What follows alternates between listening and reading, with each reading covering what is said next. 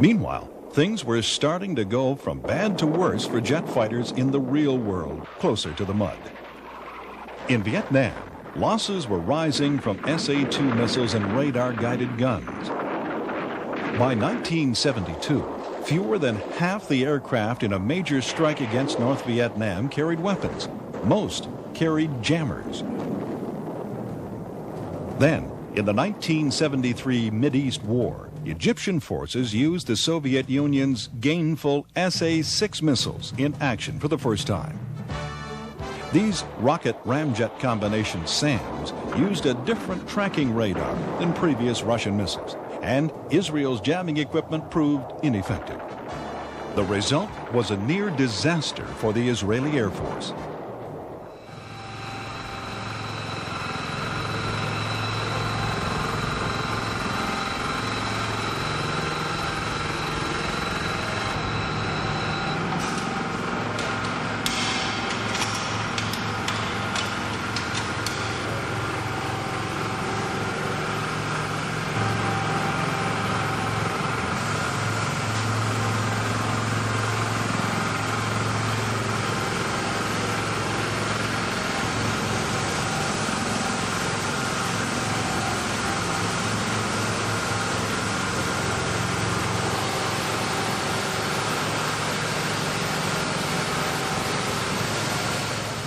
The writing was finally on the wall. Without a miracle, manned air power was at the end of the road. The answer to the radar challenge lay in a dusty, century-old set of equations formulated by Scottish physicist James Clerk Maxwell. Engineers tried working with the equations using the rounded shapes of then-current fighters. No matter what they did, they couldn't find a theoretical way to reduce a real radar cross-section because the computers simply couldn't handle all the possible numbers. Finally, Skunk Works designer Bill Schroeder had a brainwave. If the shape was too complex to compute, perhaps the shape could be simplified. Simplified a lot. His solution? A plane with no rounded surfaces. From any angle, the plane he drew up would present a finite number of edges or facets to the radar wave. In effect, they had stopped trying to design a plane with a low RCS. They were going to design a low RCS and then make it fly.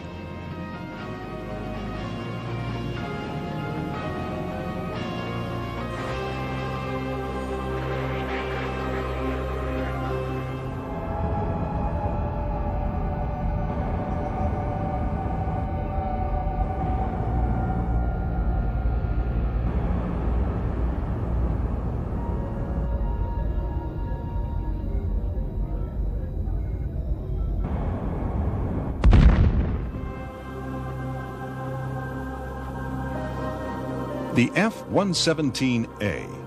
For more than 10 years, this aircraft was America's best-kept secret. Designed as a demonstration project in 1976 and codenamed Have Blue, it was so good, so invisible, the Carter administration immediately transferred the project to the U.S. Air Force Systems Command and placed it under special access rules. Testing went on through 1978. Before a test, even the gaps around the canopy and fuel filler door had to be filled with paint-type RAM and allowed to dry. One thing they found out was that every crack and slot mattered. Attention to detail even went so far as designing new screws because conventional slot-headed screws showed up like barn doors. Two more things. See the little bump on the engine compartment above the wing root? That's a radar reflector, so the F-117A can be seen in peacetime. And the same goes for the lights. If it comes to war, all that comes off, and you're left with a black hole in the sky filled with death. Have Blue was virtually undetectable by radar.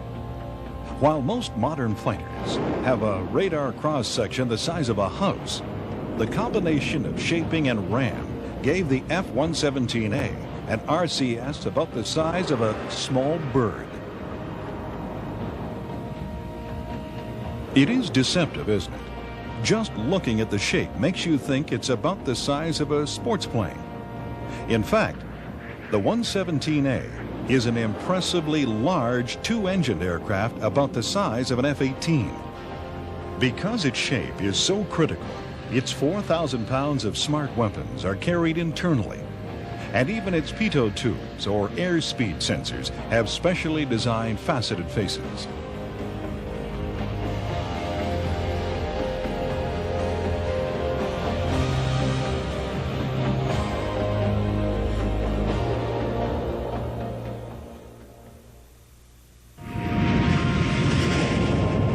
At the rear, engine exhaust is mixed with bypass air and blown through a slot several feet wide. The idea is to keep the heat signature down, and that's also the reason for the lip called the platypus that shields the exhaust from underneath.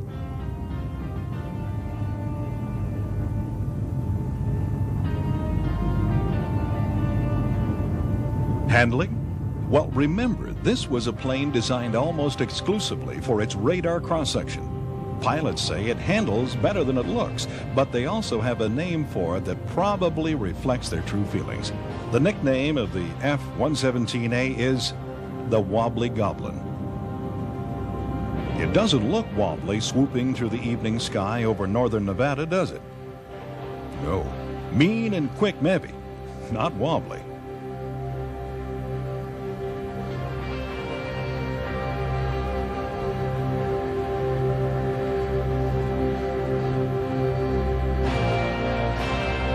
In ones and twos, the F-117A is meant to be an invisible killer. It's optimized to attack a small set of specific high-value targets such as command and control centers. This led to a full production order of 59 F-117s, the formation of a clandestine service, the 4450th Tactical Group, and the construction of a secret airbase at Tonopah, Nevada. By no coincidence, these squadrons were all night fighter units in World War II. That leaves one big stick right up in the air question. Why on earth is the pilot's compartment so high? You'd know just as soon as you got ready to land. The F-117A comes in nose high, real high. And unlike the Concorde, that nose isn't hinged to get out of the way. The only solution was to put the pilot up higher to make landing possible. So far, all but 3 F-117As lost in testing and training have landed safely.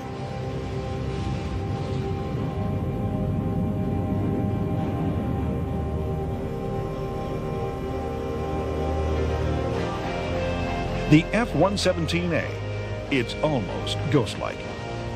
But there are even stranger craft being tested today at secret air bases throughout the United States.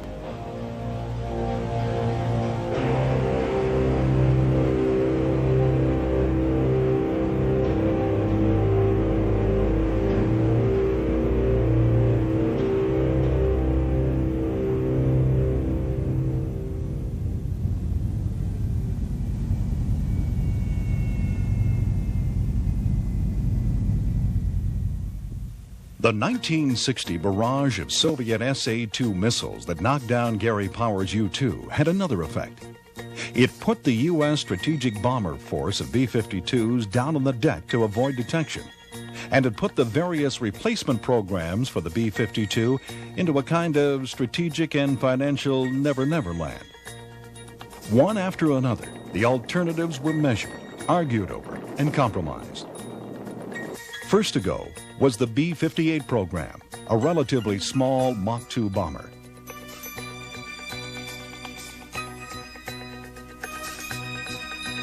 An even more obvious casualty was the B-70 program. A 2,000-mile-an-hour bomber could hardly hide among the treetops. The result was the B-1 bomber. In its original form, the perfect compromise between speed and low-level attack. Looks like the B-1, doesn't it? No, this is the B-1B, the second version of the B-1, resurrected by the Reagan administration in 1981. And here, at last, we see some stealth characteristics, design ideas by then proven by the A-12 and the F-117A.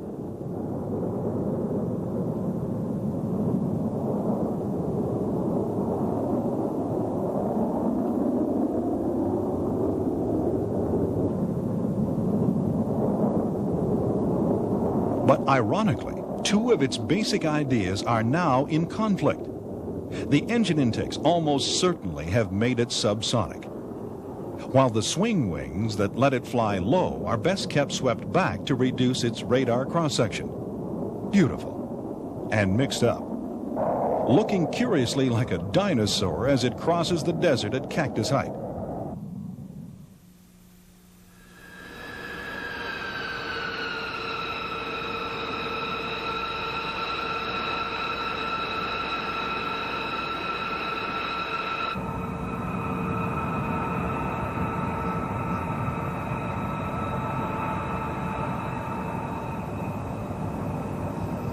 Instead of a compromise, what was needed was a bomber designed from scratch to penetrate the thickest possible radar defenses. A bomber incorporating the latest advances in stealth technology. What was needed was this unbelievable aircraft, the B-2 stealth bomber.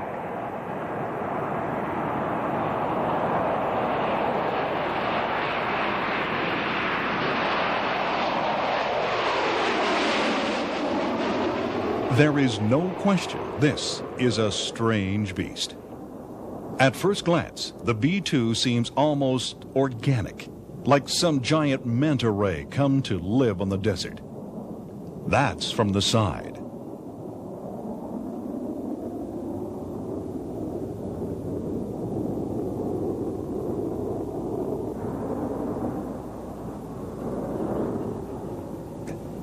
From above or below, it has no curved lines at all, just 12 straight edges, 5 parallel to the front left, 5 to the front right.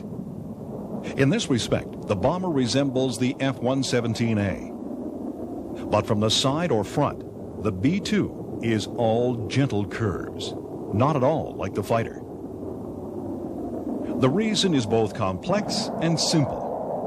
The analysis that was impossible for Bill Schroeder in 1976 because it was too big for his computer was possible when the B-2 was designed because Northrop used a Cray supercomputer. The Cray allowed engineers to compare radar refractions on curved surfaces and juggle them with traditional aerodynamics. In this way, the B-2 is a lot more of an airplane than the F-117A. It doesn't fly in spite of its design. It flies because of it.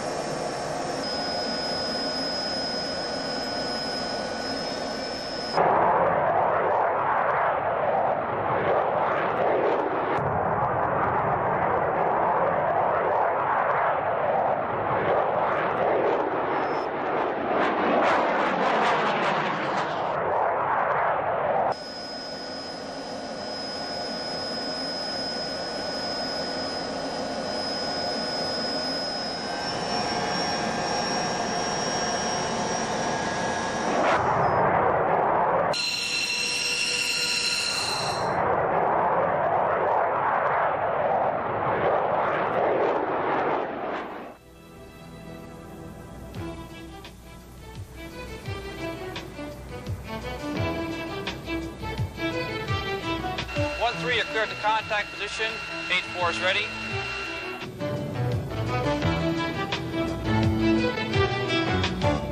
Cleared to contact position. Forward 50. Forward 40. Forward 30. Forward 20. Forward 10. Forward 3. Contact. You're taking fuel, sir. Okay, you're taking 6,000 pounds a minute. Imagine the B-2 coming toward an enemy radar. None of its surfaces will reflect directly back towards the transmitter. All the leading edges are covered in thick radar-absorbing material. The engines are buried inside the hull. Special efforts have been made to ensure that there are no 90-degree corners that could bounce the signal through two right angles and straight back down the attack cone. And you have your offload, 10,000 pounds. Disconnect now. By the boom, the receiver is dropping back. And you stabilize back at pre-contact. The armaments are all inside, out of sight, but not out of mind.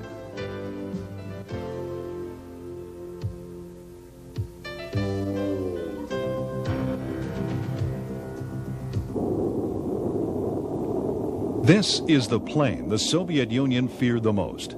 At one swoop, it put the majority of Soviet radar defenses in the trash can. They had been designed for typical frontal aspect RCS figures of 10 square meters for fighters and as much as 1,000 square meters for a strategic bomber like the B-52. They were not designed for a bomber with an RCS of 0.01 square meters.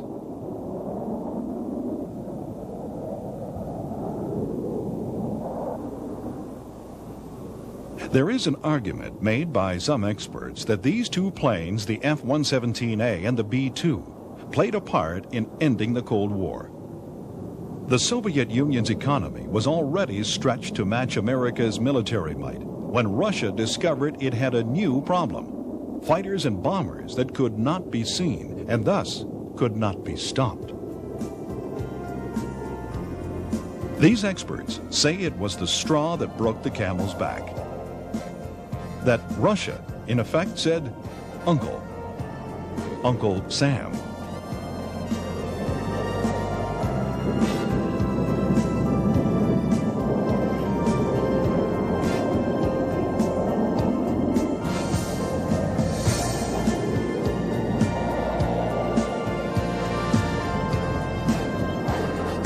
If that's true, there's one man who deserves some credit at long last. His name is Jack Northrop, the creator of the N9M, the XB-35, and the YB-45, the Flying Wing. It's all in these planes: the thin cross-section, the absence of engine pods or tail fins or rudders, and for the jet-powered YB-45, the low RCS figure. It was his company that kept the dream alive, that nurtured the Flying Wing for 40 years. It's almost uncanny. In fact, it's the most remarkable thing about the entire stealth story, that the B-2 and the YB-49 have exactly the same wingspan, 172 feet. As a mark of respect to this great American, the Air Force granted Jack Northrop a high-level security clearance just before his death in 1981, and told him about the B-2. You were right, Jack.